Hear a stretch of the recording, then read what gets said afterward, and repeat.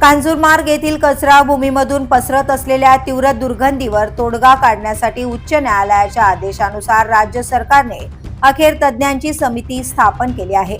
भारतीय प्रशासन सेवेतील सेवानिवृत्त अधिकारी उमाकांत दांगट यांच्या अध्यक्षतेखाली 8 सदस्यांची ही समिती गठीत करण्यात आली असून समितीला तात्काळ कांजूरमार्ग कचरा भूमीला भेट देऊन प्रत्यक्ष पाहणी करण्याचे निर्देश देण्यात आले आहेत। या समितीमध्ये IIT मुंबई, CSIR नीरी यांसारख्या नामांकित संस्थांचे तज्ज्ञ, राष्ट्रीय स्तरावरील पर्यावरण अभ्यासक तसेच महापालिकेचे वरिष्ठ अधिकारी यांचा समावेश आहे।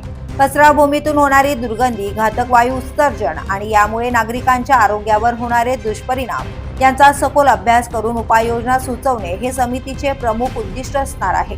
याशिवाय समिती उत्तर प्रदेशातील लखनौ येथील घनकचरा प्रक्रिया प्रकल्पाला भेट देणार असून तेथील आधुनिक घनकचरा व्यवस्थापन पद्धतींचा सविस्तर अभ्यास करून त्याबाबत शिफारसी उच्चस्तरीय समितीला सादर करणार आहेत।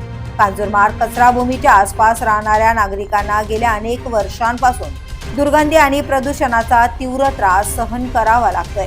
या प्रकरणी वनशक्ती या स्वयंसेवी संस्थेसह एका रहिवासी संघटनेने मुंबई उच्च न्यायालयात जनहित याचिका दाखल केली असून त्यावर सुनावणी सुरू आहे।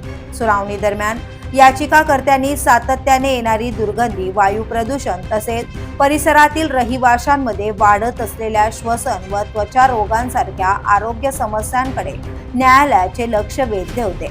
या पार्श्वभूमीवर कांजूरमार्ग परिसरातील परिस्थिती अत्यंत चिंताजनक असल्याचं नमूद करत उच्च न्यायालयाने पालिकेवर तीव्र नाराजी व्यक्त केली आहे। 24 ऑक्टोबरच्या सुनावणी दरम्यान न्यायालयाने दुर्गंधीवर तातडीचा तोडगा काढण्यासाठी तज्ज्ञ समिती स्थापन करण्याचे आदेश दिले होते। The police news bureau, Kanjurmarg.